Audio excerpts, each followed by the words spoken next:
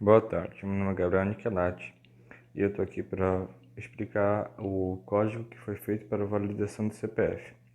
Então, a gente vai começar aqui com o include IOStream, que é a biblioteca que eu vou usar para poder usar o cout e fazer o código.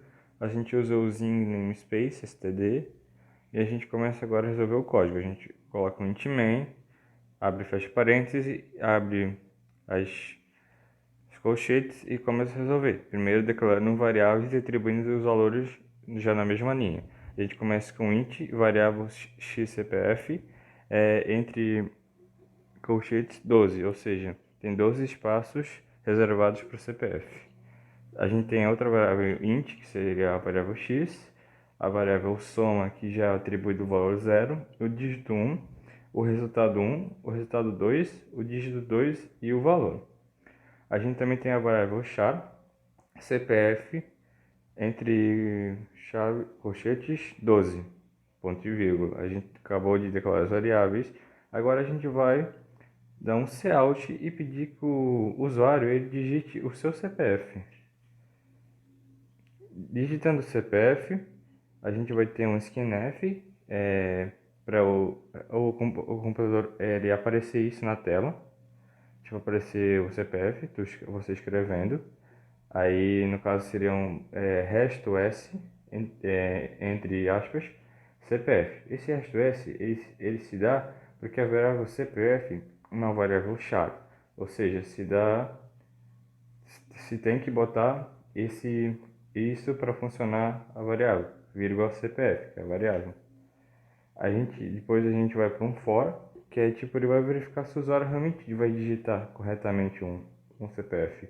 Que ele representa x como igual a 0, ponto e vírgula, x igual a menor do que 11, ou seja, tem que ter no máximo 11 dígitos. Ponto e vírgula, x mais mais. Esse mais mais ele representa que vai ser contado de um em um dígito. Ou seja, esse for indica condições. A gente abre as chaves, a gente vai ter um xCPF, entre parênteses, entre colchetes o x, igual ao CPF entre colchetes x menos 48. Esse menos 48 ele se dá porque é a posição do zero na tabela ASP. Fecha parênteses. Agora a gente sai do negócio que a gente foi para fazer a conversão do char para a resolução do primeiro dígito como é indicado aqui. A gente tem o for, que indica a condição, né?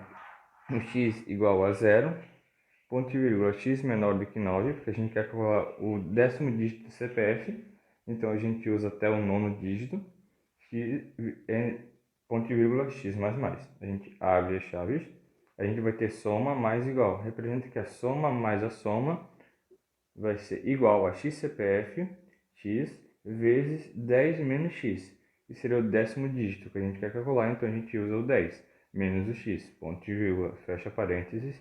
O resultado 1 ele vai ser igual a soma com o resto da divisão de 11. Agora a gente tem as condições, que é o if e o else. Primeiramente vai ser o if, que o resultado 1 tem que estar em igualdade com 0 ou o resultado 1 tem que estar em igualdade com 1. Tendo uma dessas condições, o dígito 1 vai ser igualado a 0. Se não ocorrer isso, o dígito 1 ele vai ser o resultado de 11 menos o resultado 1, que ele é calculado anteriormente, lá em resultado 1 igual a soma, resto da divisão de 11. Tendo resolvido o dígito 1, a gente parte para a resolução do segundo dígito do CPF, verificador. A soma a gente iguala a 0 de novo, porque a soma tem um valor diferente. No primeiro dígito a gente iguala a 0 para não ter problema de resolução no segundo dígito.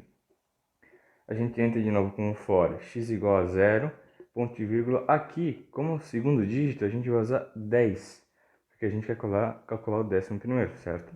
Então a gente usa o 10 ao invés de 9, vírgula x mais mais, novamente.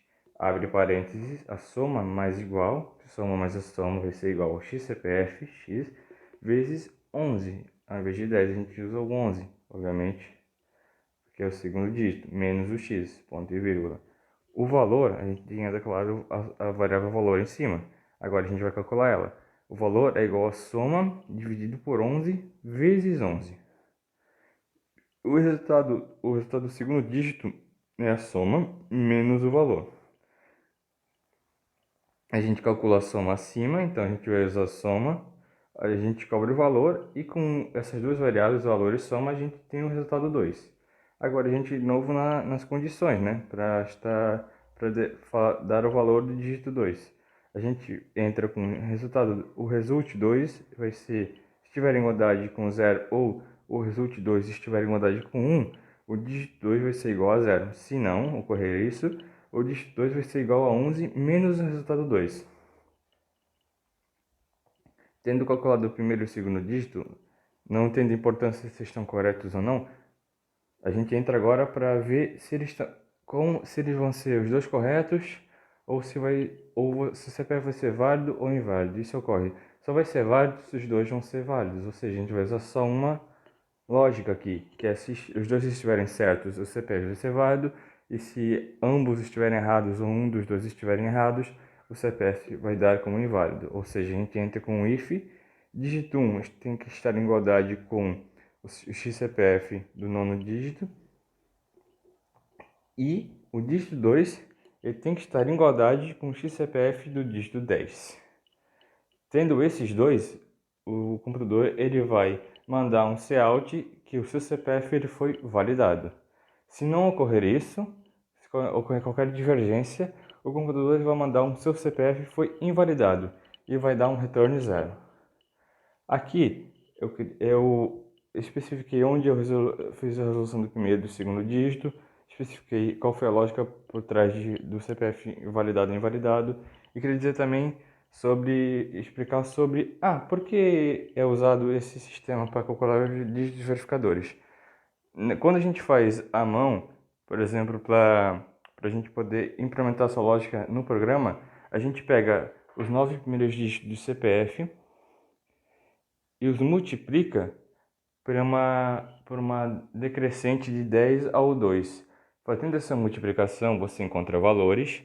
Esses valores você soma, divide por 11 e vai dar um número quebrado. No resto a gente só vai usar o resto desse número. Se o resto desse número for menor do que 2, o primeiro dígito do verificador vai ser igual a 0. Se ele for maior, você sempre arredonda para cima. Por exemplo, se for 54, o resto vai ser 6 o primeiro dígito.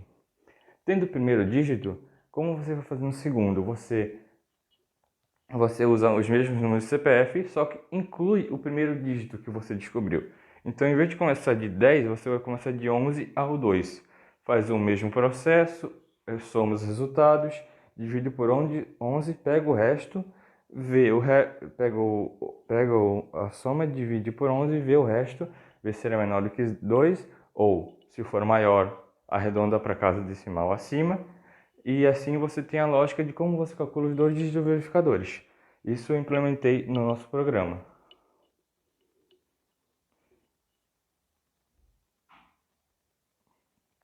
Então, é isso que eu quis passar com o vídeo. Aqui nós também, eu queria dizer que eu busquei muito na internet por formas de soluções, eu adaptei muita coisa, porque eu não sabia como fazer, então eu busquei por várias formas e eu achei eu adaptei aquela que mais se condizia do que com o que a professora pedia. Agora aqui eu vou demonstrar o funcionamento do código com o CPF que eu gerei e mostrar a validação e a invalidação dele. Aqui a gente clica aqui para compilar o código, ele vai estar compilando, ele pede para nós digitarmos o nosso CPF. Eu vou usar um aqui que é um 030 281 933 27. A gente vai dar um gol. Ele fala assim: o seu CPF foi validado. Esse é um CPF válido que eu busquei no gerador da internet. Agora, por exemplo, se eu pegar aqui, por exemplo, eu vou dar cancelamento aqui no programa e eu vou botar um CPF aleatório, por exemplo, 030 281 972 1111. Um aleatório, seu CPF foi invalidado, ou seja, ele demonstra se o CPF está válido ou inválido. Então aqui eu demonstrei que o código funciona corretamente, tudo certinho. Aqui é o código, as bibliotecas.